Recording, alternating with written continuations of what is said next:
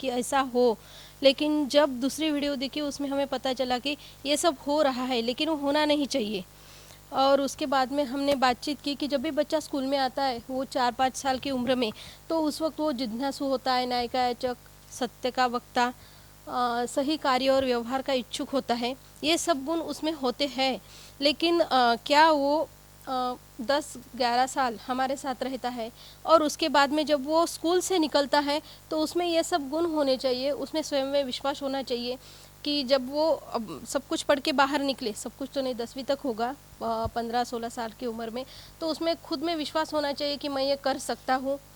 दूसरी बात थी श्रेष्ठता का सम्मान, हर चीज़ जो श्रेष्ठ होती है उसका सम्मान करना चाहिए। तीसरी बात चरित्र और व्यक्तित्व में संतुलन होना चाहिए और व्यवहार में सामाजिक। तीसरी बात थी कि आजीविका में स्वावलंबन, मतलब वो हर चीज़ में स्वावलंबी होना चाहिए, खुद का खुद सब कुछ करना चाहिए। और छठवीं बात थी कि शिकायत मुक्त संबंध, कि शिकायत मुक्त संबंध कैसे बनाए जा सकते हैं और वो उस तरीके से चलता है क्या, ये तो मुझे भी थोड़ा कठिन लगता है क्योंकि हमें भी बहुत शिकायतें रहती है हर छोटी छोटी चीज़ में। तो ये मैं भी समझना चाहूँगी कि ये हम कैसे कर सकते हैं, ये खुद के लिए भी और बच्चों के लिए भी। पहले तो खुद पर काम करना होगा क्योंकि हम खुद इससे बाहर निकलना चाहिए, क्योंकि हम खुद नहीं है उस मतलब शिकायत मुक्त नहीं है हम, हमें ही बहुत प्रॉब्लम होती है, हमें खुद संबंधों में शिकायत रहती है हर छोटी बात में। तो ये सब जान लेंगे बाकी का। तो हमने देखा कि जो बच्चा स्कूल में आता है तो उसके ऊपर बहुत सारे, उसके आसपास बहुत सारी चीज़ें हैं जो उसके व्यवहार को अफेक्ट करती है। तो जिसमें बहुत सारे लोगों को हमने दर्शाया, पालक, अध्यापक, संचालक या प्रधानाध्यापक और समाज। तो ये सब चीज़ें भी रोल प्ले करती है और स्कूल को इनके साथ काम करना होता है, जिसके बाद हम उम्मीद करते हैं कि हमारा आइडियल स्टूडेंट ऐसा हो जिसमें ये गुण हो। पर हम आइडियल नहीं भी बन पाए तो हमारी कोशिश ये होनी चाहिए कि हम आइडियल के काफ़ी करीब पहुँचे। तो ये हमारा मोटो होता है। इसके लिए अध्यापक की भूमिका क्या होगी, इस पर भी हमने चर्चा की कि हमारा ऑब्जेक्टिव क्या है ये सेशन का, ये वर्कशॉप का, ये हमने यहाँ पर लिखा था, जिसमें हमने अध्यापक की भूमिका पूर्णता में शिक्षा के लिए क्या होनी चाहिए, इसके बारे में हमने काफ़ी डिस्कशन किया था। पर ये सारे पॉइंट्स तो यहाँ लिखे हैं। इन चीज़ों में दो मुख्य, एक जो सबसे इम्पॉर्टेंट पॉइंट हमने बोला कि व्यवहारिक बिंदु, फंडामेंटल चीज़ें जो होती है उस पर हम चर्चा करने वाले हैं, उस पर गौर ज़्यादा करने की ज़रूरत है। और इन सब में छात्र के प्रति प्रेम वो बहुत एक इम्पॉर्टेंट रोल प्ले करता है। तो ये एक बहुत बड़ा मैसेज था हमारे कल के डिस्कशन में।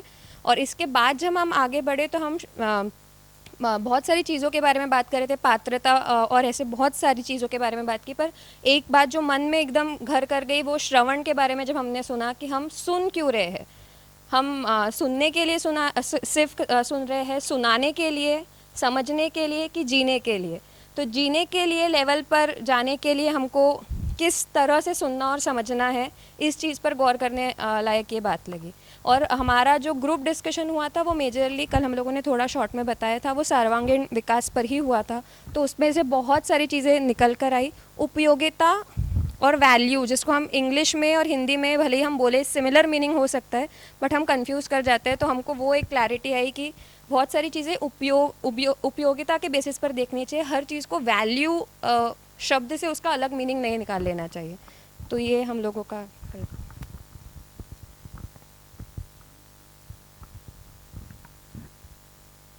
शुभ प्रभात। कल हमने बहुत सारी बातों पर चर्चा की, लेकिन हमारे ये सेशन की शुरुआत जो हुई वो एक गाने से हुई, स्कूल चले हम। अगर वो गाना आपने बहुत ही ऑब्ज़र्व किया होगा तो उस गाने में हमने देखा कि बच्चे बहुत खुशी खुशी स्कूल आ रहे थे, बहुत दौड़ रहे थे, हंस रहे थे, खिलखिलाकर बहुत हंस रहे थे। तो मैंने उस गाने में से ये सीखा कि हमारे पास जब बच्चे आ रहे तो वो भी ऐसे ही मुस्कुराते आना चाहिए। स्कूल के प्रति बच्चों को ऐसी ही खुशी होनी चाहिए और वो खुशी हमें उन्हें महसूस कराने देनी है। उसके बाद जो दूसरा वीडियो देखा था उसमें हमने देखा कि बच्चों के ऊपर बहुत सारा प्रेशर यानी आजकल के स्कूलों की जो अवस्था है, यानी छोटे बच्चों को भी बहुत सारे सब्जेक्ट दे देते हैं और बहुत सारा बच्चों के दिमाग के ऊपर बहुत सारा यानी भार हो जाता है।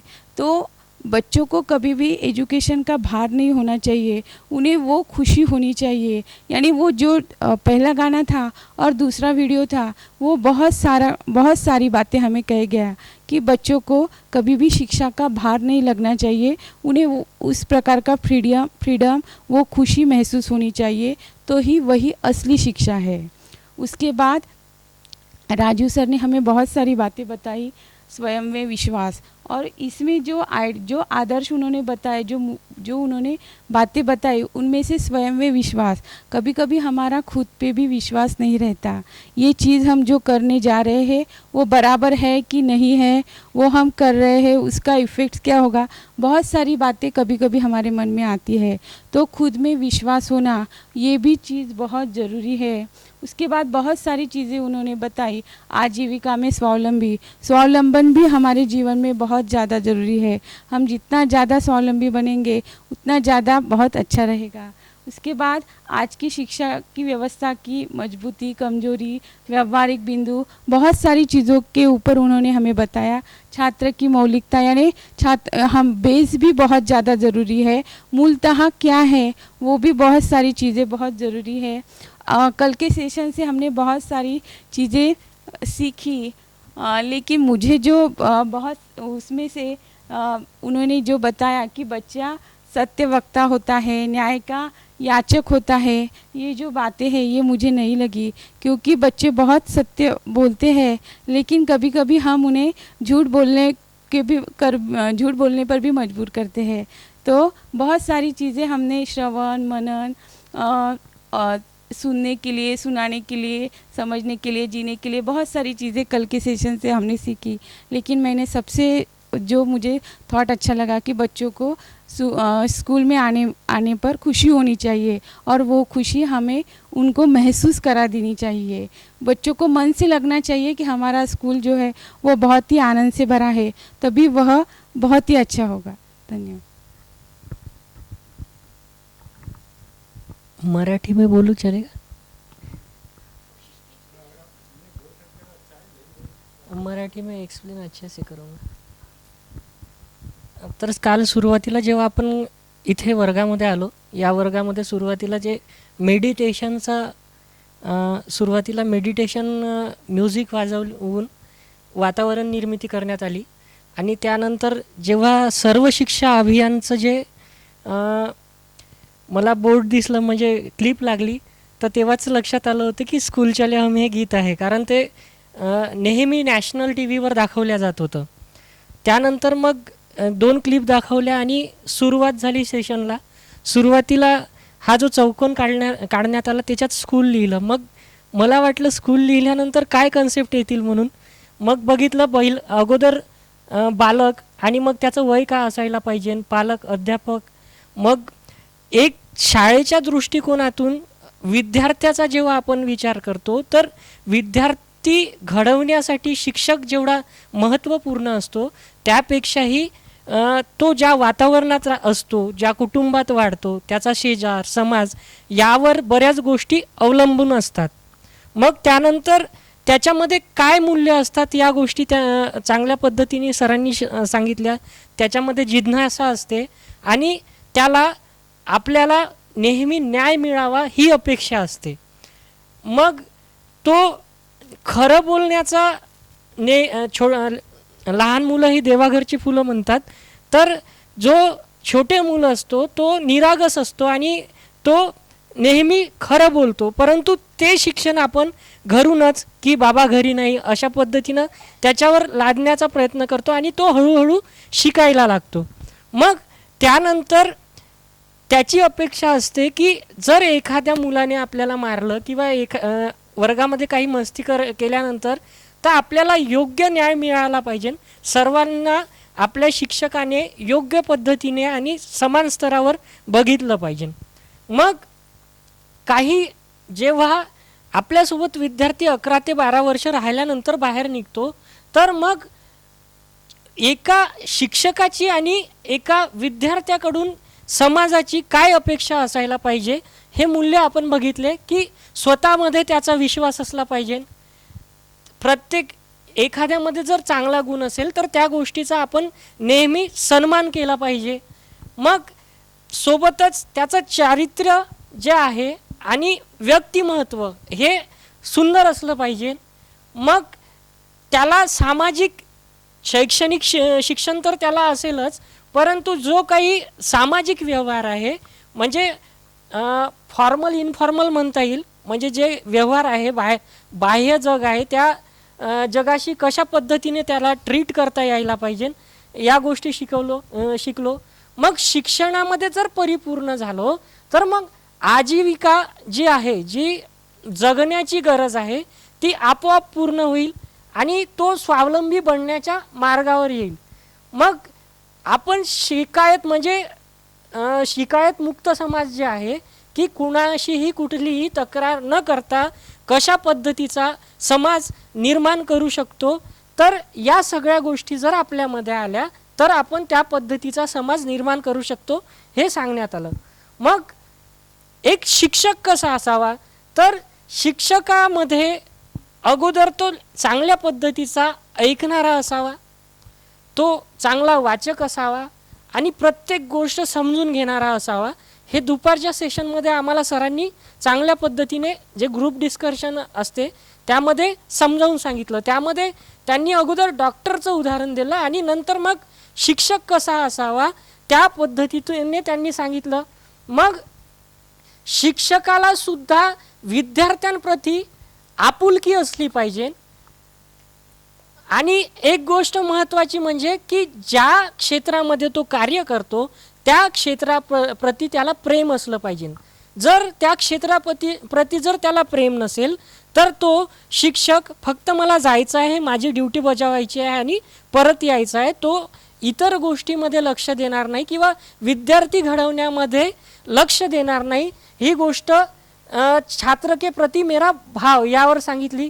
आणि मग आजची शिक्षण पद्धती कशी आहे, ती शिक्षण पद्धती त्या शिक्षण पद्धतीमध्ये कशा प्रकारे बदल होऊ शकतो याही गोष्टी आम्हाला स्पष्टपणे सांगण्यात आला. मग जो व्यावहारिक बिंदू म्हणून सांगितला, या सगळ्या गोष्टी आल्यानंतर कोणाशी कशा पद्धतीने व्यवहार करायचा, कसं वागायचं, या सगळ्या गोष्टी यातून सिद्ध होतील.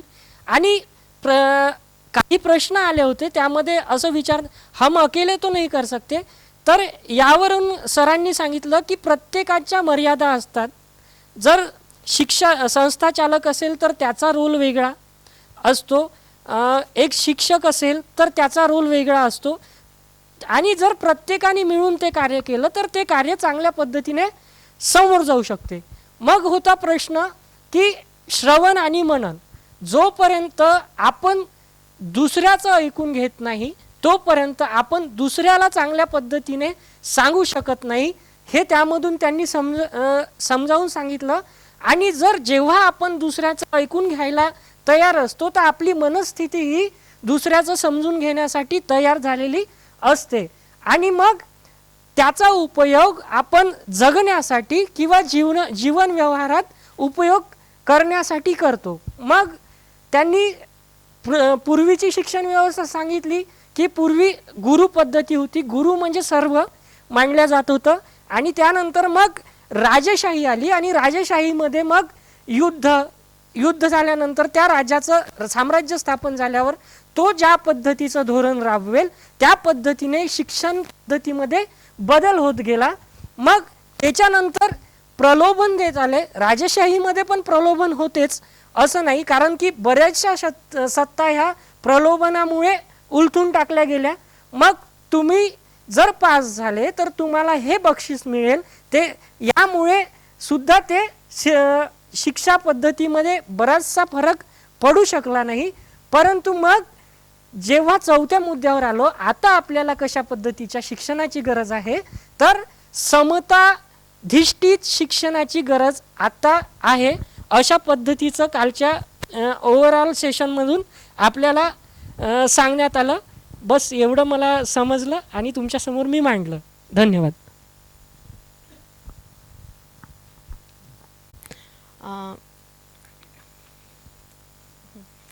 कल के सेशन में से जो हमें समझा और जो हुआ उस पर आधारित कुछ बातें हम जो समझ में आई है उस पर वही मैं रखने वाली हूँ। कल के सेशन में जो सर्व शिक्षा अभियान पर आधारित एक जो हाँ हाँ अच्छा वो नहीं तो उस हाँ तो उसी पर है, मैं उसी मुख्य बिंदु पर ही आ रही हूँ। तो उसमें पहले इसमें जैसे दिखाया कि बच्चे काफ़ी खुशी से विद्यालय जा रहे हैं, लेकिन दूसरे क्लिप में दिखाया कि वो बच्चा काफ़ी उलझा है। मतलब कहीं ना कहीं आज की शिक्षा पद्धति में दोष है जो कि उस बच्चों को बोझ लगने लगी है।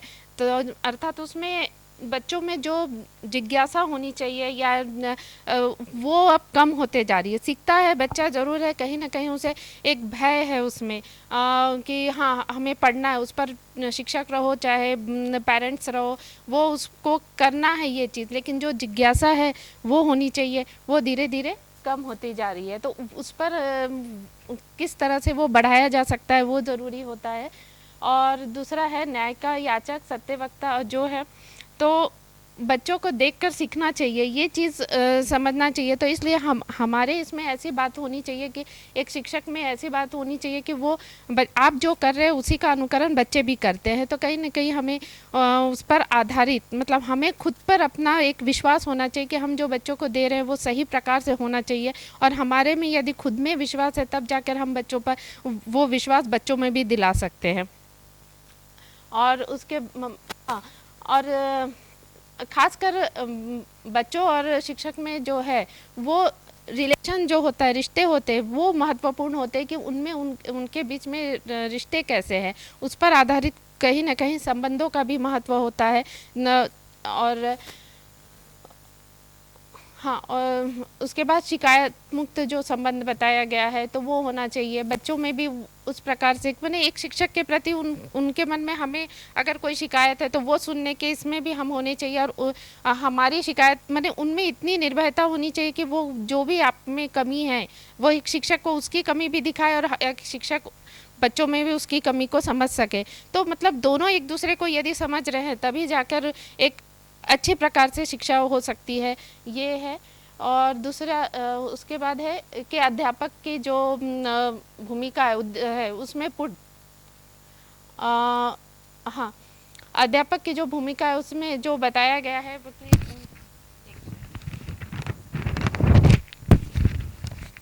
हाँ पूर्णता में शिक्षक जो है और विश्वास छात्र के प्रति कैसा भाव होना है वो भी एक महत्वपूर्ण है।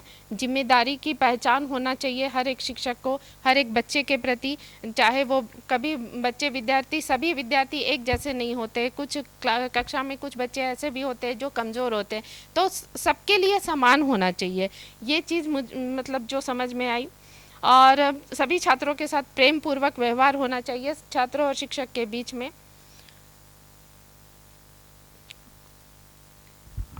मैं रिपीट नहीं करूँगी, लेकिन जो भी मुझे समझा है वो मैं रखूँगी, क्योंकि हम सब टीचर हैं और क्लास में बच्चों के साथ काम करना है। तो मैं मानती हूँ यहाँ पे राजीव जी हमारे टीचर थे और हम स्टूडेंट थे, तो उन्होंने जो भी क्लास लिए वो चाइल्ड सेंटर थी। तो मुझे लगता है कि जो भी विषय ज्ञान कल से हुआ है तो उसके 4-5 टप्पे थे। तो पहले तो चर्चा हुई, तो इससे हो गया, फिर अलग अलग ग्रुप में चर्चा बनाई, दूसरी बार रिवाइज हो गया, तीसरी बार हर एक को एक एक सेंटेंस में बताने के लिए बोला, तो तब भी याद आया कि इसमें से हमको क्या समझा। चौथी बार उन्होंने बोला कि आपको जो समझ में नहीं आया जिसके दूसरे दिन उसके ऊपर काम करना है तो चिट्ठी पे लिख दो। और ये 5वीं बार हो गया कि प्रेजेंटेशन करना है। तो मुझे लगता है कि हमें भी ये सोचना है कि विषय ज्ञान बच्चों के सामने कौन सा भी विषय हो अगर हम देते हैं तो ये उसकी तासिका कैसी होनी चाहिए। उसके एक बार पढ़ाया और बच्चों को हम बोलते हैं कि आरोप करते हैं कि नहीं आपको समझा नहीं, आपको समझा नहीं। तो मुझे लगता है कि यहाँ से हम टीचर ये लेकर जाए कि एक विषय अगर वो अंत तक जाना है, डीप में जाना है, तो कैसे पढ़ाना है, ये मुझे समझ में आ गया। और हमारी चर्चा में ये तो था, लेकिन हम व्यवहार में जाते बात करते, बार बार राजीव जी भी हमको बोलते कि ये मत करो, लेकिन विनाते बोलती क्लास में कैसे करना है, बच्चों के साथ कैसे करना है। जो बच्चे बदमाश होते हैं तो उनके साथ समय बिताए, तो जो बच्चे अच्छे करते हैं उसके साथ समय कैसे बिताए, तो उसके ऊपर भी काम हुआ। जैसे कि शिकायत मुक्त संबंध, इसके ऊपर बहुत हमारे ग्रुप में चर्चा हुई, तो ये सब समस्या है। इससे ज्ञान तो मिला, लेकिन बहुत सारी समस्या भी हमारे इसमें कि आगे से जाके एक्टिविटी प्लान हमारा कैसे हो, तो इसके ऊपर चिंतन हमारा अब शुरू हो गया। तो मुझे लगता है कि हमारा जैसे चिंतन शुरू हो जाता है, वैसे हमारे बच्चों का, हमारे सहकारियों का भी चिंतन शुरू हो जाएगा हमारे पढ़ाने से। तो यही मन में आ गया कि क्या स्टेप राजीव जी ने ली, एक विषय समझाने के लिए कितने सारे स्टेप से उन्होंने हमको गुजारा, कि ताकि एक स्टूडेंट, हम तो स्टूडेंट है यहाँ, कि प्रेजेंटेशन यानी सादरीकरण तक ये स्टूडेंट आ जाए। तो हमको भी ये ध्यान में रखना है कि हमारा छात्र जो है वो जसं की मांडणी करण्यापर्यंत त्याला एवढा विश्वास, स्वयं में विश्वास, स्वतःमध्ये एवढा विश्वास, एवढा आत्मविश्वास यायला पाहिजे की जो शिकवलेला विषय मला दुसऱ्यांपर्यंत मांडता आला पाहिजे, मैं किसी के सामने रख सकूं, इतकी मेरा विश्वास होना चाहिए। धन्यवाद।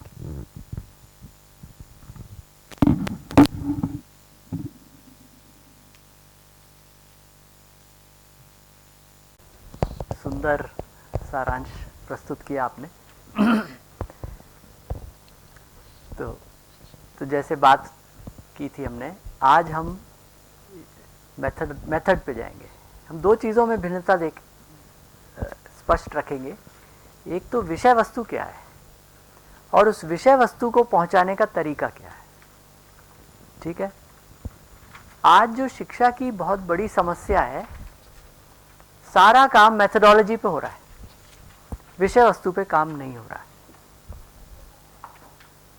एक छात्र के लिए इन चीज़ों में क्या विषय वस्तु है, इन सब के पीछे उस पर कोई बात नहीं है, और उसको सब्जेक्ट, विषय विशेष के लिए छोड़ दिया गया है। लेकिन इनमें कैसे तारतम्य है और मानव से संबंधित जो विषय वस्तु है उस पर बात नहीं होती है।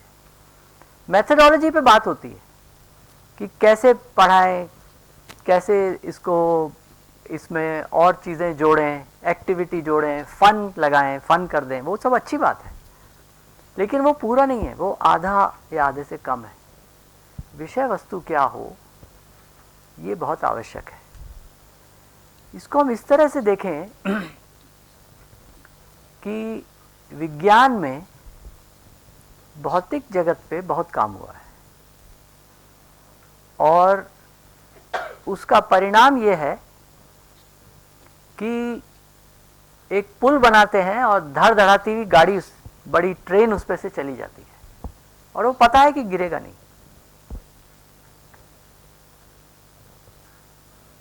मानव के ऊपर काम नहीं हुआ है।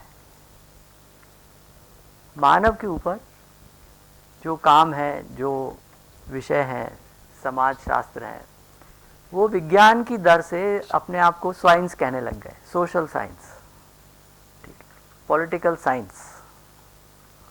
नामकरण से फर्क नहीं पड़ता है, लेकिन मानव केंद्र में न रह के सर्वेज और ओपिनियंस एंड थिंग्स, वो चीज़ों पे ध्यान चला गया। लेकिन मूल बिंदु जो मानव है उस पे फोकस नहीं है। उस पे फोकस ये बोलेंगे कि अगर साइकोलॉजी में रहा है तो उसके कुछ पक्ष पर ही रहा है, उसकी जो फियर्स हैं, जो भय हैं, जो ड्राइव्स हैं, उनके ऊपर रहा है। मूल में मानव क्या है ये छूट गया है। ठीक है, तो ये मैंने इसलिए कहा कि थोड़ा इसको कनेक्ट कर लें। तो इस कार्यशाला में हम मानव को केंद्र में रख के बात करेंगे, क्योंकि हमारे केंद्र में तो मानव ही है ना। शिक्षा में कौन केंद्र में कौन है? बच्चा। बच्चा क्या है? मानव है। तो विषय वस्तु पे बात है। तो अब हम बात करेंगे इसका तरीका क्या हो, और उस तरीके में ये आता है कि मानव के लिए क्या स्वाभाविक है, क्या उसके लिए सहज है, उसको समझेंगे तो फिर विषय वस्तु पे काम कर पाएंगे। ठीक है। और दूसरा, अगर ऐतिहासिक वो देखेंगे तो हम अब कहाँ पहुँच गए हैं, उसके हिसाब से हमको पद्धतियाँ बनानी पड़ेंगी। ठीक है। अगर हम इस युग में होते तो क्या करते? खूब सारी कथाएं करवाते, गुरुजी को बुलाते, भाई सबको समझाओ, है ना, सब बोलते हाँ गुरुजी ने कहा ये बात सही है। अब हम कौन से युग में आ गए? इस युग में क्या होता है ये आप सोच सकते हैं। वो होता ही था, राजा बैठते थे और सब डरते थे, ठीक है। व्यापार युग तो चल ही रहा है और इससे एकदम क्राइसिस आ गई है एक तरह से। पुराने युग में जो क्राइसिस थी वो थोड़ी दबी हुई थी, अब तो यहां सब खुल के आ गई है। तो हम इस युग में हैं, ठीक है। तो इस युग के अनुरूप हमको चुनना होगा, मानव को ध्यान में रखते हुए। तो जब हम विधि की बात कर रहे हैं, कैसे पढ़ाएं, तरीका क्या हो, उसमें मानव को भी ध्यान रखना है और संदर्भ को भी ध्यान में रखना है, ठीक है। तो यदि हम बालक को देखते हैं, इसको मैं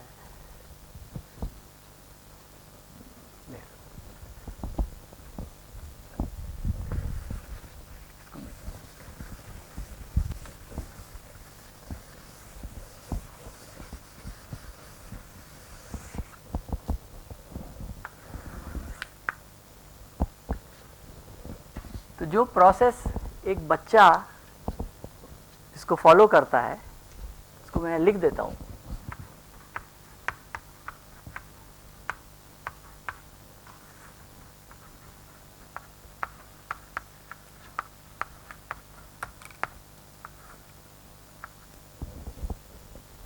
वो अनुकरण करता है, जो देखता है बड़े कर रहे हैं वो करने लगता है, ठीक है। देखा कि बड़े सुबह उठ के मंजन करते हैं, बच्चा मंजन करने लगता है, खुद कहता है कि मुझे करना है। अनुसरण में तो अनुकरण से उसके पीछे जो कर रहे हैं क्या कारण है या क्या उसका सार है वो आवश्यक हो जाता है। मुझे याद है कि मेरी बिटिया सपना बहुत छोटी थी, चलो पापा मंजन खाते हैं। मैंने कहा खाते हैं? बोले हाँ मंजन खाएंगे। फिर मैंने समझा कि अनुकरण में कुछ गलती हो रही है। मैंने बताया खाना नहीं है इसको, सिर्फ दांत पे लगाना है, दांत को साफ करना है, फिर इसको थूक देना है, ठीक है। तो अनुसरण, तो अनुकरण से अनुसरण पे आ गए, जहां हम सार देख रहे हैं बच्चा अधिकांश देख लेता है, और जब जहां दिखता है कि कमी है वहां हम उसको पूरा करते हैं, ठीक है। तो इसीलिए मैं इसका बहुत बिलीवर हूं कि थ्योरी और प्रैक्टिस ये साथ में होती है। प्रैक्टिस के बिना थ्योरी पूरी, थ्योरी के बिना प्रैक्टिस पूरी नहीं होगी, और प्रैक्टिस के बिना थ्योरी समझ में नहीं आएगी वास्तव में। तो ये दोनों चीज़ें साथ में चलती हैं तो वो शिक्षा अच्छी होती है। और IIIT के लिए मैं कहा करता था कि इसका जो करिकुलम मैंने पहली बार बनाया, जब ये खुल रही थी संस्था, ये बिल्डिंगें आधी अधूरी हालत में सरकार ने दे दी थी, भाई ये ले लो, ये बिल्डिंगें बंद तो गई हैं, यहाँ कोई आना नहीं चाहता। ये डिस्ट्रिक्ट कोर्ट था, जज के चेम्बर्स थे, और यहाँ पर वो भी था, सलाखें वाला जगह भी थी जहाँ अंडर ट्रायल प्रिजनर्स को ला के लॉकअप में रखते थे। हमने कहा हमें इसकी ज़रूरत नहीं है, वैसे स्टूडेंट्स के लिए काम में ले सकते हैं लेकिन हमें ज़रूरत नहीं है। तो उस समय जो करिकुलम था, तो मुझे कई प्रयोग करने थे जो IIT कानपुर में कर नहीं सकते थे। मैं IIT कानपुर में था, फिर यहाँ आया हुआ था उस समय 3 साल के लिए। मैंने वो सारे प्रयोग कर डाले और सफल हो गए उसमें से। मैंने उसमें कहा कि प्रैक्टिस थ्योरी प्रैक्टिस, प्रैक्टिस पहले थ्योरी बाद में, ठीक। कहीं कहीं होगा इसका, पर ये मुख्य बात क्या है कि वो साथ में चलेंगी। तो जब हम साइंस भी पढ़ा रहे हैं तो प्रैक्टिस पहले आएगी, थ्योरी बाद में आएगी। अभी हम कैसे पढ़ाते हैं, न्यूटन के 3 नियम, गलत हो गया, थियरी से प्रैक्टिस पे जा रहे हैं, प्रैक्टिस से थियरी पे आना है। ठीक है, तो हम आसपास जो चीज़ें हो रही हैं, फिजिकल प्रोजेक्टाइल है, कुछ फेंका और वो किस दिशा में गया, किस एंगल पे गया, तो वो चीज़ें देख रहा है बच्चा। नियम उसके बाद में आता है, जो प्रैक्टिस से रिलेट करते हैं थियरी को। तो खैर, क्योंकि ये कार्यशाला उस पर नहीं है, ये सब चीज़ें ये निर्णय के रूप में कि उसको छोड़ देते हैं, वो चीज़ें बाद के लिए हैं कि एकेडमिक्स में हम विषय पढ़ाने में क्या करें, ये उससे ज़्यादा संबंधित हो जाता है। लेकिन एक जनरल जो नियम है पढ़ाने के लिए, सिखाने के लिए, जो सुगम बना देता है, आसान बना देता है, वो है। तो जिसको कहते हैं नोन टू अननोन। नोन क्या है बच्चे के लिए, क्या जानता है, उसको अननोन तक ले जाना है, तब वो उसके लिए नोन हो गया, इसके बाद अगला अननोन। ठीक है, मैं मजाक में बोलता हूँ, आधा सीरियस भी हूँ। जब ए फॉर एप्पल बताते हैं तो आप सोचो क्या प्रोसेस फॉलो हो रही है, अननोन टू अननोन। ए क्या है बच्चे को पता नहीं है, एप्पल क्या है ये भी पता नहीं, संबंध क्या है ये भी पता नहीं है, क्या तरीका है पढ़ाने का, अननोन टू अननोन। इसको जब हमें बाद में पता चला बच्चे हमसे ज्यादा होशियार हैं, उन्होंने कहा जी अननोन टू अननोन है, जो सुनो एग्जाम में लिख के आ जाओ, बस जानने की जरूरत ही नहीं है। अब क्या हो गया, जीने में और शिक्षा में भेद हो गया। शिक्षा तो बेकार, कोई जरूरत नहीं है इसकी सर्टिफिकेट की जरूरत है, शिक्षा की जरूरत नहीं। कितना दुर्भाग्य है। और सर्टिफिकेट क्यों चाहिए, क्योंकि नौकरी चाहिए। तो जो शिक्षा का जो पहला नियम है नोन टू अननोन, वो वायलेट हो रहा है, सब जगह हो रहा है, और लोग इस पे सोच भी नहीं रहे। तो इस पे कभी दुखती रग है मेरी है, तो इस पे और अभी बात नहीं करते। तो हम जो स्वाभाविक प्रक्रिया है, तो वो अनुकरण है, अनुसरण है। इसके साथ में आज्ञा पालन,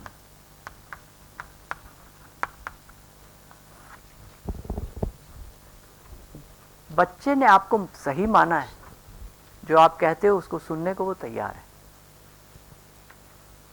उसे आप मुश्किल काम भी कराओगे ना तो कहेगा तो सही, लेकिन फॉलो करेगा आपको, क्योंकि आपको मानता है।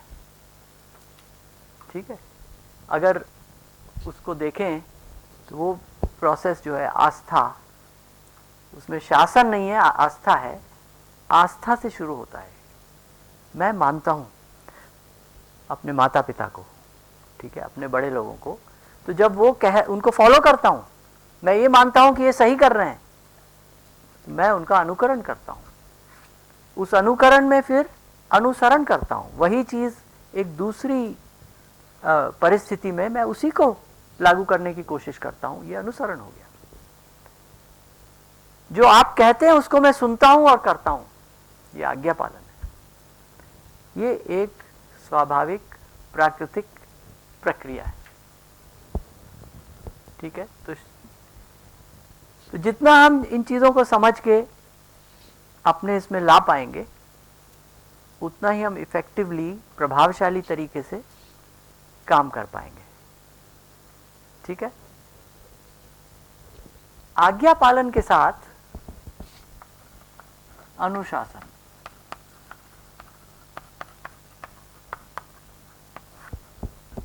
जैसे हम एक बड़े किसी भी व्यवस्था में जाते हैं, परिवार भी एक व्यवस्था है। परिवार में भी, घर में भी अनुशासन होता है कि भाई ये काम, ये इसको यहाँ रखेंगे, ठीक है, ये चम्मच यहाँ रहेगी, भगोना यहाँ रहेगा। तो क्यों रहेगा भाई, कुछ एक व्यवस्था चाहिए जिससे सब लोग आसानी से काम कर सकें, उपयोग कर सकें। ठीक है, तो एक व्यवस्था चाहिए, और व्यवस्था अगर है तो उसके साथ कुछ नियम आते हैं, और वे ही अनुशासन है। ठीक है, तो अनुशासन अब इसमें अगर देखें कि किस उम्र में ये काम ज़्यादा हो रहा है, वैसे ये कभी भी हो सकता है, तो ये कहें कि मुख्यतः ये काम 0 से 5 वर्ष, पैदा होने के बाद से 5 वर्ष तक इसका वो है। उसके साथ अनुसरण भी आ गया। तो आयु अगर लिखें तो 5 से 10 के साथ आज्ञा पालन चल सकता है। ठीक है, मोटी मोटी चीज़ है, परिवर्तन हो ही रहा है आजकल, हम जानते हैं।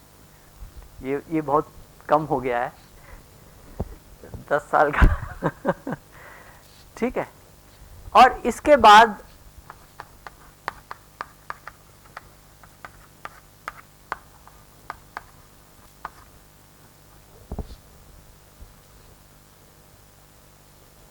तो अनुशासन एक व्यवस्था के लिए है, उसमें जब लोग आते हैं, किसी नई व्यवस्था में जाते हैं, तो पूछते हैं भाई यहाँ के क्या नियम है, उसको अनुकरण, उसको देखकर, क्योंकि वो नई जगह आए तो नई जगह पे उनकी उम्र अगर पहला वर्ष ही है तो 1 वर्ष के हुए तो वो पहले इसी तरह से चलेंगे, अनुकरण अनुसरण। उस व्यवस्था में कोई कहेगा नहीं इसको ऐसे करो, उसको फॉलो करेंगे, ये होता है। ठीक है, और नियम जो है वो फिर समझ जाते हैं, उसको फॉलो करते हैं। नियम के साथ, नियम जो है, अनुशासन के जो नियम हैं वो कभी भी पूरे नहीं हो पड़ेंगे। उसके लिए अब एक्सेप्शंस आएंगे, कुछ ऐसी स्थितियां आएंगी कि जहां वो नियम जो है उसको हटाना पड़ेगा या लचीला बनाना पड़ेगा। ठीक है, तो अनुशासन में ये प्रश्न आएगा क्यों।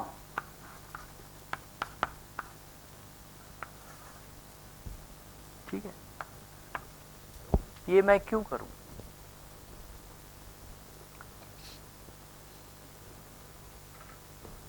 IIIT जब शुरू हुआ था उस समय मेस नया हॉस्टल बना, 2-3 साल बाद बना, उसमें फिर मेस शुरू हुई और ये लगा कि अभी जो है बहुत मनमानी वाली स्टेज है, लोगों में कोई जिम्मेदारी का भाव नहीं है, वो कंज्यूमर की तरह आ रहे हैं, उपभोक्ता। हमने फीस दी है तो हमें ये मिलना चाहिए। ठीक है, जब ये मैंने देखा, मैंने कहा अरे ये तो कहीं और, मेरे पास तो कोई अनुभव था नहीं, टीचर की तरह था पर व्यवस्था को चलाने का कोई नहीं था, डिपार्टमेंट के हेड के रूप में था पर उसमें दूसरी चीज़ें इतने बड़े स्केल पे वो चीज़ नहीं होती है, और वो भी IIT कानपुर में था। तो यहाँ पर ये हुआ कि सब बच्चे अपनी प्लेट खुद धोएं। ठीक है, उस समय तक एक शिविर भी हो गया था यहाँ, 2003 की बात होगी, और जीवन विद्या शिविर, तो उससे कई चीज़ों की क्लैरिटी मिली थी। और ये क्लैरिटी ये अब उसको 20 साल हो गए उस बात को, पर ये बात शुरू में जब हम शिक्षक के रूप में गए थे तब हमको पढ़ाना चाहिए था किसी को, ये हमें तो किसी ने नहीं पढ़ाया, और निदेशक भी बन गए तब भी कुछ नहीं आइडिया, वो तो कुछ जिम्मेदारी आ गई, बनना पड़ा। तो जब ये सोचा तो ये नया नियम है, पुराना नियम होता तो कोई दिक्कत नहीं होती, अब ये नया नियम है, जबकि 200-300 बच्चे या 400 बच्चे आ चुके हैं। अच्छा, हमारे ऊपर ये थोपा जा रहा है, ये आया, बोले हाँ, फिर उनको समझाया कि नहीं ये ज़रूरी है। ठीक है, इससे हम खाना वेस्ट नहीं करेंगे। एक आर्ग्यूमेंट ये भी दिया था और वो सच भी है, अपने हाथ से आप जब खाना फेंकते हो और फिर प्लेट धोते हो तो आपको समझ में आता है कि मैं गलत काम कर रहा हूँ। तो प्लेट धोने को लेके दिक्कत हुई। तो हमारे विनायक जी थे, महाराष्ट्र से थे, थोड़े कड़क थे, योगा के अध्यापक भी थे और वो मेस को भी देख रहे थे उस समय। तो एक दिन कुछ घटना हो गई, उन्होंने डांटा कि कैसे धो रहे हो, कप साफ भी नहीं धोते हो, खाना लोग खाएंगे। मेरे से पूछा उन्होंने कि दोबारा किसी से धुलवाएं, किसी और लोगों ने कहा कि साफ नहीं धुल रही है प्लेट, इसको किसी और से धुलवाएं। हमने कहा नहीं, ये काम नहीं करेंगे, इसका मतलब ये हो जाएगा सब गंदा छोड़ के जाएंगे, अभी तो और धोने वाला कोई और है, धोने वाले हम ही हैं और खाने वाले भी हम ही हैं। तो अब उनकी बच्चों से बहस हो गई। तो बच्चों ने कहा आज हम धोएंगे, उनका मत धो। वहां 150 प्लेट का ढेर लग गया, बोले मैं धोऊंगा और कोई नहीं धोएगा। वहां 150 प्लेट का वो लग गया और वो घंटा 1.5 घंटा धोते रहे। ठीक, अगले दिन से रेजिस्टेंस खत्म हो गया, क्योंकि लोगों को समझ में आ गया कि कड़क तो हैं पर बात सही कह रहे हैं, और उसके लिए इनकी निष्ठा है। और खुद जो है, क्योंकि मेस में जो काम करने वाले थे उनको तो कह ही सकते थे, पर उनका नहीं, ये मैं ही दूंगा। बच्चे बदल गए उससे। और बाद में जब ये सफल हो गया, फैकल्टी को भी चिंता थी बहुत कि हम किस तरफ जा रहे हैं।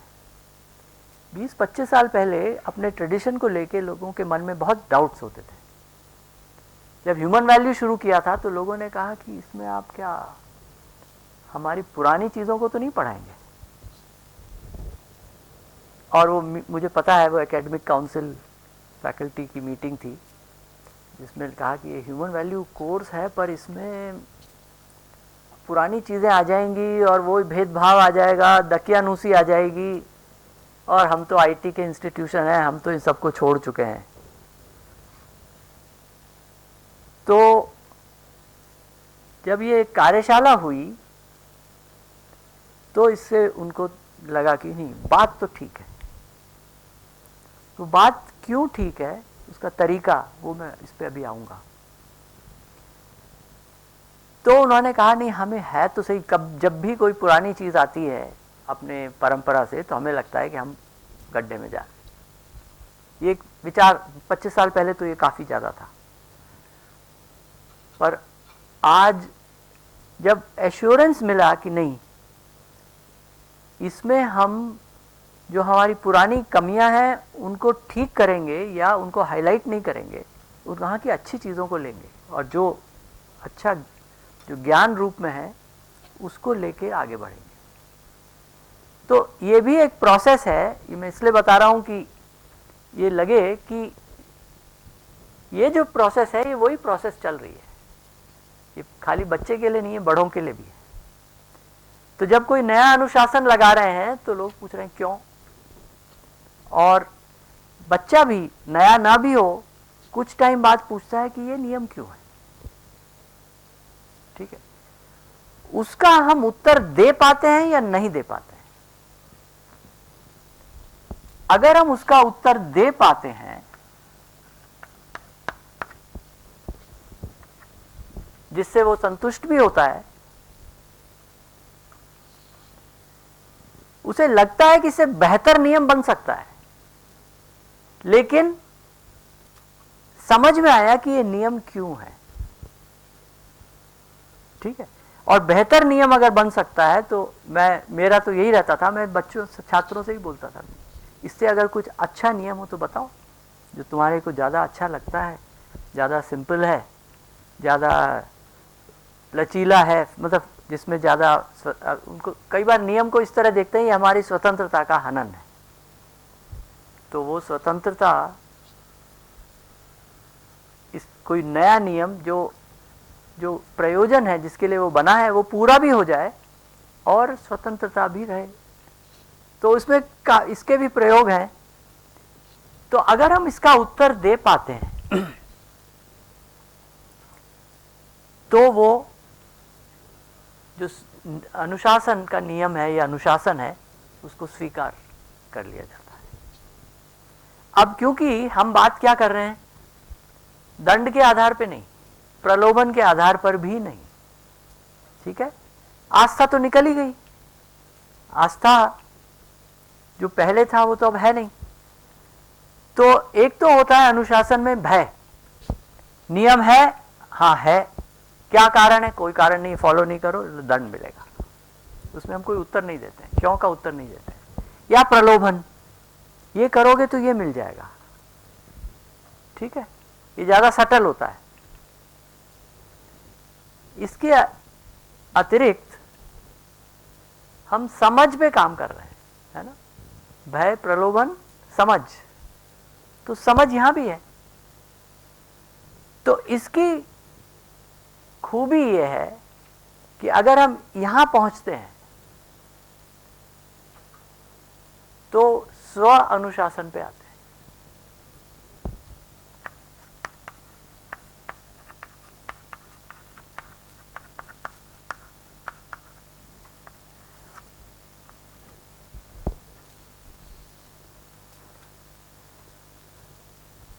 उत्तर नहीं दे पाते हैं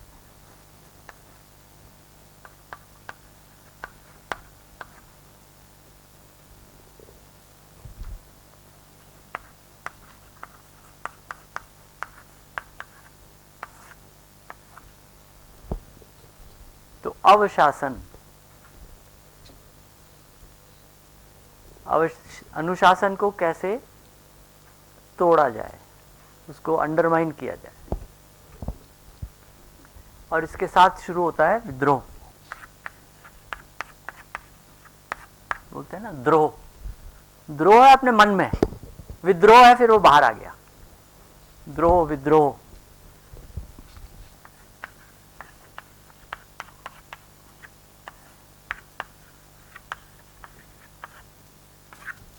इत्यादि इत्यादि,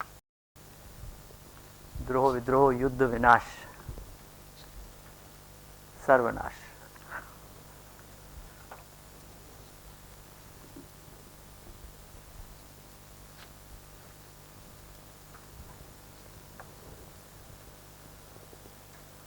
तो शिक्षा की जो प्रक्रिया है या शिक्षा का गोल, लक्ष्य एक्चुअली यही है, स्व अनुशासन। मानव जो है स्व अनुशासन तक पहुंच जाए, उसकी समझ हो जाए, व्यवस्था की समझ, खुद की समझ, चीज़ों की समझ, और उस समझ के आधार पे उसको लगता है हाँ ये ठीक है, ये रीजनेबल है, ठीक है।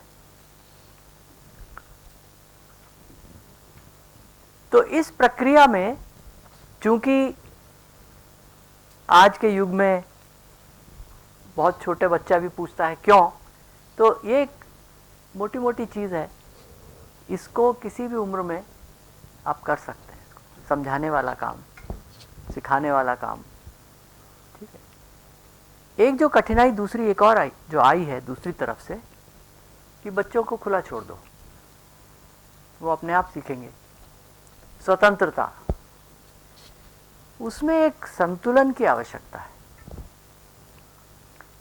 क्योंकि शिक्षा का अर्थ ही है कि गाइडेंस, गाइडेंस का तरीका क्या हो, उसमें इनोवेशन भी बहुत सारी हैं, पढ़ाने का तरीका क्या हो, बहुत सारे इनोवेशंस हैं।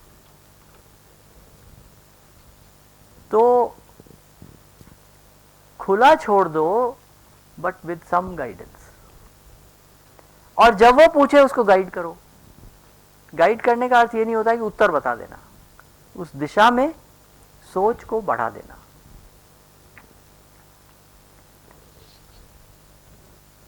तो ये जो प्रोसेस है, इसी प्रोसेस को लेके इसको हम आगे चलते हैं, और इसमें कुछ प्रश्न है तो बात कर सकते हैं।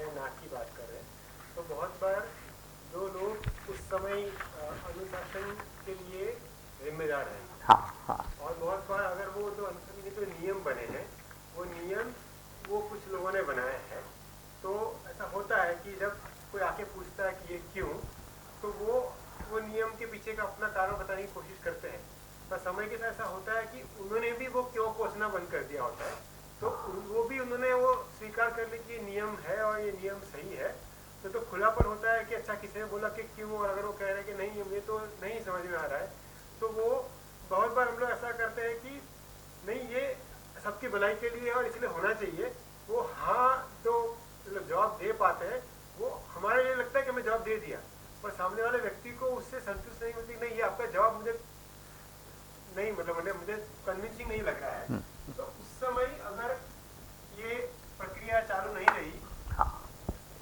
समूह के रूप में या दो व्यक्ति के बीच में वो जवाब को लेके संवाद करने की, तो वो फिर शायद वो हमें लगता है कि हमने जवाब दे दिया, पर वो सामने वाले व्यक्ति के लिए वो नहीं वाला मामला बन जाता है। वो सही है कि अगर ऐसा वातावरण है जहाँ लोग पूछ सकते हैं, पूछने की हिम्मत रख सकते हैं, वो वातावरण का भी वो वातावरण वैसा है, तो वो कठिनाई फिर कम हो जाती है, क्योंकि किसी को समझ नहीं आया तो कहेगा कि मुझे नहीं समझ आ रहा है। ये जो प्रोसेस है, एक और हाँ पूछना चाहता हूँ, हाँ विद्यालय जैसी जगह पर अनुशासन तो होना चाहिए, हाँ पर क्या अनुशासन क्या हो और क्यों हो इसकी प्रक्रिया, कुछ चीज़ें तो शायद सारी की सारी खोजना मुश्किल हो जाता है, पर उदाहरण के लिए कटाई करना है, अब कटाई करना ये ज़रूरी है क्या वगैरह, पर वो एक स्वीकार कर लिया मानिए, पर कटाई कैसे करनी है, खूब गप्पे लड़ानी है, खूब हा हा ही करना है, तो फिर भाऊ कहते हैं कि शांति से करो। क्यों शांति से करो? तो वो जब खुद देखते हैं कि जब वो शांति से करते हैं, एकाग्रता से करते हैं, तो धागा अच्छा निकलता है। अगर वो ध्यान से नहीं करते हैं तो धागा बार बार टूटता है। तो वो करने से ही वो एक अनुशासन जो है खुद इवॉल्व करते हैं और फिर उसको लिखते हैं। ठीक है। पहले बैच ने जो किया वो लिखा हुआ है, फिर आप एक्सपीरियंस करके देख लो और इसको स्वीकार करना है क्या वो माने। यानी क्या विद्यालय में अनुशासन है, जो नियम है वो फेल्ट नीड के रूप में बच्चे उसको स्वीकार करके कह सकते हैं कि ये हमारे नियम होंगे। नहीं, जो आपने बताया वो बिल्कुल सही है कि खाली जब हम कारण बताते हैं तो उस कारण का वेरिफिकेशन वो करना चाहें तो करें, कि जब शांति से काम कर रहे हैं तो मन जो है स्थिर है और ज़्यादा अच्छे से काम हो रहा है, तो इसके लिए अगर प्रयोग की आवश्यकता है तो वो करें, करके देखें, तो वो तो बिल्कुल है ही। छोटी छोटी चीज़ें जैसे समेट के रखते प्रार्थना हो जाने के बाद, और चीज़ें ठीक से रखने से ठीक रहेगी, ठीक से मिलेगी, ठीक से कर सकेंगे, तय करना भी। फिर एक तरीका किया कि हम इस तरह से तय करेंगे, पर अब उस तरह से तय करो या इस तरह से तय करो, चीज़ें एक सी रखने के लिए तय करके वो ठीक से रखी जाना ये ज़रूरी है। अब कोई कह सकता है कि भाई मैं छोटी घड़ी कर दूंगा, कोई बड़ी कर दूंगा, कोई ऐसे करूंगा, वैसे करूंगा, तो उससे तय करने वैसे बहुत दिक्कत नहीं है, पर अच्छी तरह से करने से खूबसूरती भी, एस्थेटिक्स भी होता है। तो how do children come to certain kind of understanding and how teachers come to an understanding that ये तरीका ही एकमेव तरीका नहीं है। नीटनेस, खूबसूरती के लिए 2-3 तरीके हो सकते हैं। वो समझ के साथ अगर बच्चे कहे कि भाई हम इस तरह से करते हैं तो चल जाना चाहिए। पर हमारा लक्ष्य तो यही है ना कि बच्चे सीख जाएं, अनुशासन के नियम, विद्यालय ठीक से चले तो है ही, व्यवस्था रहे, लेकिन बच्चों में ये सेंस चला जाए कि अनुशासन, किसी काम को ठीक से करना क्यों आवश्यक है, क्यों आवश्यक है। क्योंकि खाली विद्यालय की बात नहीं है, वो जब बाहर जाएंगे कहीं भी, चाहे वो बस में जा रहे हैं, चाहे पैदल जा रहे हैं, चाहे अपने काम पे जा रहे हैं बाद में बड़े होके, या कुछ काम कर रहे हैं, तो उन सब में एक तरीका हाँ वो हर जगह रहेगा।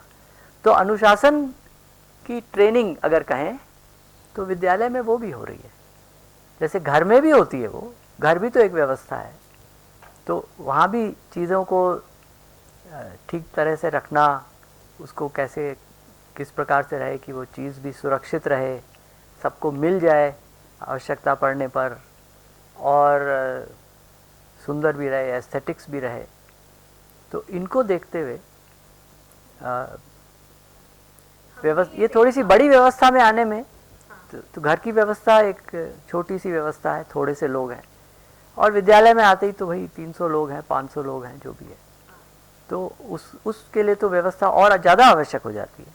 थाली के बारे में हमने ये देखा कि नियम तो सबको मान्य होते हैं, बच्चों को भी समझ में आता है, ये ज़रूरी है, पर नियमों का पालन ठीक से नहीं होता है। थाली साफ धोई नहीं जाती, समझते हैं कि धोनी चाहिए, ठीक धोई नहीं जाती, कैसे भी रखी जाती है। अब हमने एक जगह पे देखा कि वहाँ पे उनमें से ही 2 बच्चों को या स्टूडेंट्स को रखा जाता है, और वो कभी कभी अध्यापक भी ऐसे हो सकते हैं कि जो ठीक से नहीं धोते, तो कहते हैं अध्यापक को कि आप ठीक से धो के लाइएगा, यानी टेस्टिंग होता है ठीक धोई है या नहीं। पर वो भी एक तरह से परावलंबन ही है कि किसी को हमने वो जिम्मेदारी सौंपी है और वो टेस्ट करेगा कि आपने ठीक से धोई है या नहीं, तो उसकी भी ज़रूरत नहीं होनी चाहिए, वो भी तो किसी का काम हम बढ़ा देते हैं। नहीं, मैं कहूँगा वो व्यवस्था संबंधित काम है। जब इसके लिए एक शब्द इस्तेमाल करते हैं, स्वायत्त मानव,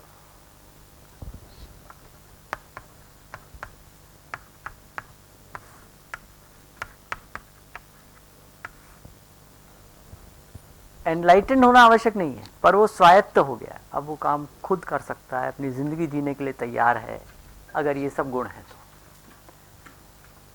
तो वहाँ तक पहुँचने में, स्वायत्त मानव तक पहुँचने में, जब मैं अपनी जिम्मेदारियाँ समझने लगता हूँ, उनका पालन करने लगता हूँ, जब सब ऐसे हो जाएंगे तो उसकी आवश्यकता खत्म हो जाएगी। लेकिन हम तो इस प्रोसेस में है ना, यहाँ से यहाँ जा रहे हैं।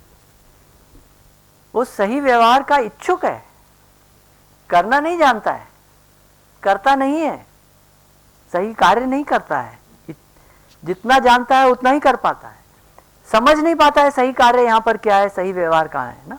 तो ये गुण है जो स्टार्टिंग पॉइंट है, और यहाँ से जब हम यहाँ पहुँच रहे हैं तो वो यही प्रोसेस है।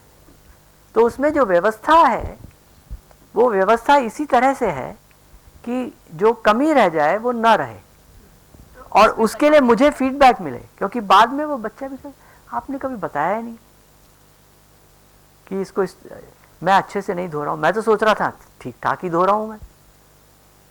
ठीक है, सभी तरह के बच्चे होंगे। हाँ, ये भी होता है कि खुद के घर में करते हैं, अगर सामाजिक जब आता है, यानी समाज में जो व्यवस्था जैसे हम घर में करते हैं, उसी चीज़ को हम बाहर नहीं करते, ऐसा भी ध्यान में आता है। क्यों नहीं करते, क्यों नहीं करते, इस पर जाना पड़ेगा। क्योंकि हम ये मान लेते हैं कि, क्या मान लेते हैं मुझे नहीं पता, ये मेरा नहीं है, ये मेरा नहीं है, ये मेरा नहीं है। मेरा भी इसी चीज पर क्वेश्चन था, जैसे इलेक्ट्रिसिटी का कल हम डिस्कस कर रहे थे कि वो मतलब हम बोले कि लाइट्स बंद करो तो करेंगे, उनको पता भी है कि इलेक्ट्रिसिटी वेस्ट हो रही है, पर जहाँ पर बिल नहीं भरना है ना खुद को इलेक्ट्रिसिटी का, वहाँ रह जाने दो शुरू, क्या ही फर्क पड़े, और जहाँ पर बिल भरना है वहाँ वो बिहेवियर बदल जाता है। हाँ, तो अब वो किस चीज में जाए? बिल्कुल, तो वही शिक्षा है। जब बिल भरना है तो भय या प्रलोभन है, ठीक है। अब हम भय और प्रलोभन के बिना काम करने लगे, यही स्वायत्तता है। हम फिर समझ के आधार पे काम करने लगे, समझ भी जाएं और उसका फिर अमल में ले आए, यही तो जर्नी, यही तो हमारा गोल है। फिर यहाँ पे सवाल ये आता है कि दंड या शिक्षा, इसका स्थान होता है क्या? उदाहरण के लिए शिक्षा या दंड यानी जिम्मेदारी लेना, अब अपनी गलती की इस रूप में। उदाहरण के लिए अगर मेरे हाथ से कुछ टूट फूट जाता है और मैं जानता हूँ कि वो पर्पसफुल यानी ये ठीक नहीं था, ये होने के बावजूद भी जब होता है वो बार बार, वो व्यक्ति रहे या समूह रहे, क्या उसकी जिम्मेदारी उस समूह में उठानी चाहिए? ऐसा कोई अनुशासन का तरीका हो सकता है? बिल्कुल या बिल्कुल। उसे उन बच्चों पे छोड़ देना चाहिए कि वो लेंगे या नहीं? नहीं, उनसे पूछना चाहिए, उनसे ये पूछना चाहिए कि आपको क्या दंड मिलना चाहिए। दंड का पर्पस क्या है, जिससे अगली बार आप ना करो। आपको दंडित करना पर्पस नहीं है, आप ठीक हो जाओ, ध्यान देने लगो, उनसे पूछना चाहिए।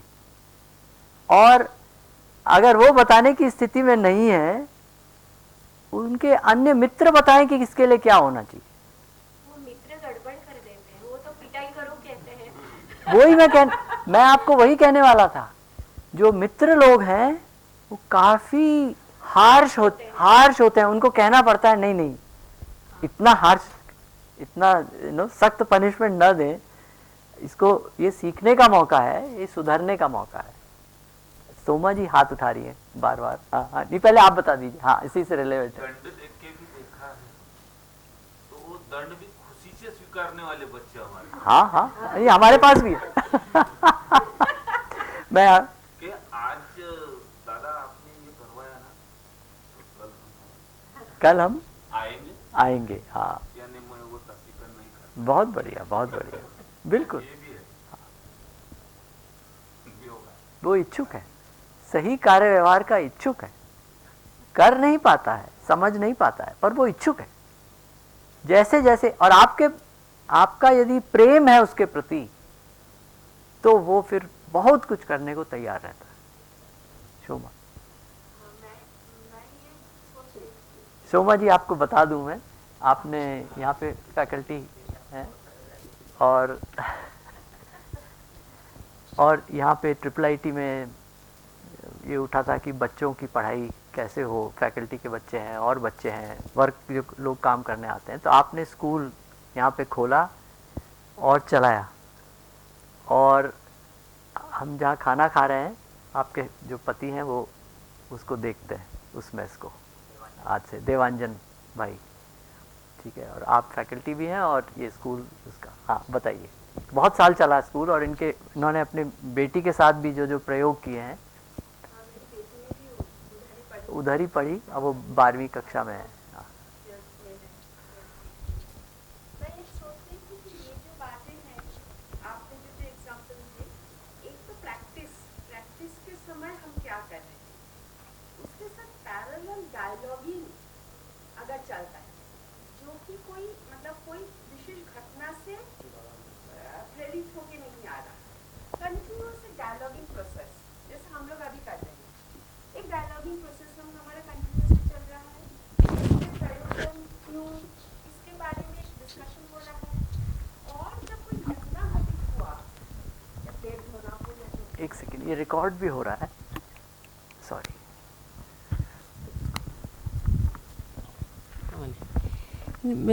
मैं ऐसे सोच रही थी कि प्रैक्टिस और डायलॉगिंग ये अगर हम पैरेलली चला पाए, तो डायलॉगिंग के समय क्या हो रहा है, प्रयोजन के बारे में ज़्यादा बात हो रही है, क्योंकि ये सारे क्यों है ही प्रयोजन। और प्रयोजन जब हम बात कर रहे हैं, जब प्लेट धोने के समय हम प्रयोजन की बात कर रहे हैं, तो हो सकता है उस समय प्रयोजन प्लेट धोने तक ही सीमित रह रहा है, पर ये प्लेट धोना भी सही से क्यों, तो वो जो क्यों के पीछे क्यों, ऐसे करते करते हमारा जो मेन प्रयोजन है कि एक सार्वजनिक व्यवस्था में मेरी जिम्मेदारी, मेरी भागीदारी, ये मेरा हमेशा की बात है, that is true for every time, any time. तो वो प्रयोजन के बाद जब हम साथ में बैठे हैं, कोई टेंशन नहीं है, बच्चे खुश, मैं भी खुश, हम लोग एक साथ बैठे हुए बात कर रहे हैं, कंटिन्यूअसली हम और लार्जर प्रयोजन के बारे में अगर ध्यान आकर्षण कर रहे हैं, टीचर्स की या बच्चे की, पेरेंट्स की, तो जब घटना घटित हो रहा है, बच्चे के तैयारी के अनुसार वो कनेक्ट कर पाएगा। ऐसे सोचने की बिल्कुल ज़रूरी नहीं है कि बच्चा सोच नहीं रहा है या बड़े सोचते नहीं हैं। कनेक्शन का तरीका कम ज़्यादा होता है मेरी तैयारी के ऊपर वो डिपेंड करता है, मैं कहाँ खड़ी हूँ, राइट। तो मुझे हमेशा ये देखा, तो हमारा स्कूल में एक डायलॉग बोल के सेशन होता था, तो जहाँ पे बच्चे खुल के सब बोल सकते। तो एक बात हमने तैयार कर लिए थे कि we are not complaining, see there is no complain but there is a concern. तो कंप्लेन और कंसर्न ये दोनों शब्द हम लेके आए थे कि तुम्हारे दोस्त ने कुछ किया, are you concerned about it, and that's why you are bringing that issue so that your friend becomes better as a human being. और तुम्हारे मन में क्रोध है, गुस्सा है, देख लेंगे ये भावना है, और तुम इसको बोल रहे हो, उससे बोलोगे तो वो कंप्लेन है, एंड डोंट डू दैट। तो बच्चा कहे, दीदी मेरा ये, I am not complaining, I am concerned, and that's why I'm saying. So they started using these words, and I'm sure when they are saying I'm concerned, वो शब्द का भाव उसके दिमाग में जा रहा है, धीरे धीरे वो स्पिन हो रहा है। तो they started sharing concern. बहुत सुंदर।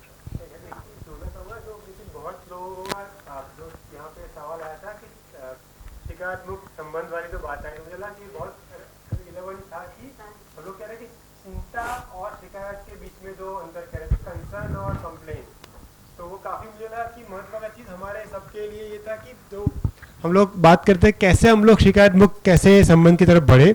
तो अगर हम लोग ये एक दो उन्होंने टूल बताया है कि हम लोग ये अगर डिफ्रेंशिएट कर पाए कि कोई चीज़ हो रही है, अगर सामने वाला व्यक्ति कुछ कर रहा है और वो देख के मुझे चिंता है क्योंकि मेरा वो संबंध है, तो मेरे बच्चे के प्रति मुझे चिंता होती है, कंप्लेंट कम होती है।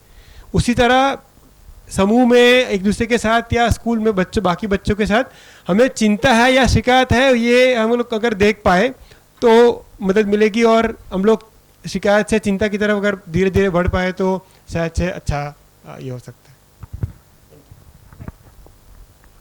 और थोड़ा मैं जोड़ना चाहता था कि हम लोग थोड़ा अभी मतलब जैसे हमारे सामने एक नया जो हम लोग प्रस्ताव की बात कर रहे हैं, तो एक तो मुझे लगा कि बहुत सारे या हमारे शायरी में भी आया है कि हमें संगल सर ने सिखाया, हमें ये बताया, तो मुझे पता है कि हम लोग शब्द उस तरह से इस्तेमाल करते हैं, पर मुझे लगा कि वो जो कल से कह रहे हैं कि इसको प्रस्ताव की तरह लेना है, ना कि कोई चीज़ जो उन्होंने बताई है और हमें मान लेनी है। तो हमें बार बार वो अगर ध्यान में रखें कि ये प्रस्ताव है और हमें जांचना है व्यक्तिगत रूप से और समूह के रूप में, तो इसलिए ये चीज़ें हम लोग प्रस्ताव की तरह लें और उसके ऊपर सोचें, क्योंकि हम लोग अभी तुरंत ये चीज़ को लेके हम लोग सॉल्यूशन की तरफ तुरंत बढ़ रहे हैं कि अच्छा ये हो रहा है तो ऐसा क्या करेंगे, अगर ये चिंता है तो ये कैसे सॉल्व करेंगे। तो सॉल्यूशन मोड में जाने की जगह पहले तो प्रस्ताव मान्य है क्या वैलिडेट करें, और फिर उसका उपयोग करके हम लोग अपने जो भी दिक्कत है उसको सुलझाए, तुरंत सॉल्यूशन की तरफ ना जाए। तो मुझे लगा कि तो फ़ायदा होगा हमें, क्योंकि हम लोग के सवाल बहुत सारे तुरंत हम लोग सॉल्यूशन ढूंढने की कोशिश कर रहे थे, तो मुझे लगा कि वो थोड़ा रोके अपने आप को, सवाल लिख ले चाहिए तो जो भी मन में आ रहा है तुरंत उसको ये ना करें। बिल्कुल बढ़िया। हाँ, मुझे भी ये लगा जब बात करती जा रही थी, तो थोड़ा सा अगर उस पर हम गौर करते हैं, ये प्रस्ताव स्वीकारार्थ करने योग्य लगते हैं कि नहीं लगते हैं, या उनमें से कुछ हिस्सा नहीं लगता है, तो लोग कहते हैं तो गांधी जी ने कहा हर चीज को मुझे क्यों मानना है अगर मुझे कोई उसमें सेंस नहीं लगता है। हमारी तो परंपरा ये रही है कि बुद्ध ने ये कहा है, बुद्ध ने ये कहा मत मानो जो मैं कह रहा हूँ, हाँ सही बात है, उसको जांचो, ठीक लगे तो मानो वरना मत मानो। वही गांधी जी ने कहा। और वही गांधी जी, क्योंकि हमारी परंपरा इस प्रकार से रही है। अब वो ठीक है, एक युग में आस्था का बहुत प्रभाव रहता है, तो फिर जो कहा है उसको मान लेना है, जांचना नहीं है, तो वो दिक्कत आती है फिर, क्योंकि परिस्थितियां भी बदल रही हैं। तो अगर तो जो प्रस्ताव है उसको वो दूसरे का प्रस्ताव ना हो के वो मेरा बन जाए, वो मेरी वस्तु बन जाए, तो उस यात्रा में ये बहुत ज़रूरी है कि हम उसे क्वेश्चन करें, उस पर प्रश्न उठा के सोचें, और उसके अलग अलग आयामों पे फिर नज़र जाती है कि ये जन्म को लेकर है क्या, ये कहीं पे एंट्री को लेकर है, व्यवस्था है, उसमें सब सोच सकते हैं।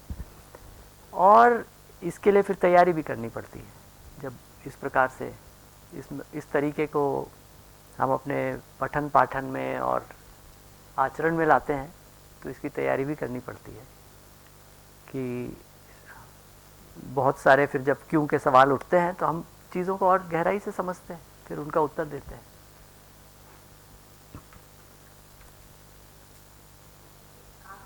मुझे नहीं पता, ये बच्चा जब छोटा था 13 साल का 12 साल का था, और एक दिन मुझे आया और बोला कि वो जहाँ जाते हैं, कहाँ ट्यूशन के लिए उनके दोस्त या कहीं और जाते हैं, तो उन्होंने कहा है क्यों ये करते हो, वो टकला जो बताता है वो स्कूल में जाते क्या करने वाले हैं, ऐसे टकला नहीं आनी थी।